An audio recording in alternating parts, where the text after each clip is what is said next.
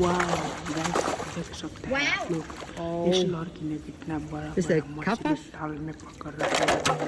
देखिए पकड़ने का तरीका एक बोतल में बल्टी डाल के उसमें चारों डाले मछली कैसे पकड़ रहे देखो देख सकते हैं आप लोग। इसमें देखो कितना बड़ा है। वाह सिंग वाला मछली है गाइस देख सकते हैं आप लोग। एक दो कितना बड़ा बड़ा पकड़ा है। फिश ऑन बहुत बड़ा मछली है यार। गाइस देखो इधर भी फंसा हुआ है मछली।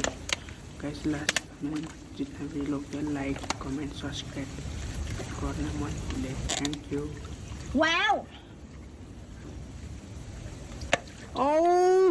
Oh my god! Oh my god! Wow! How?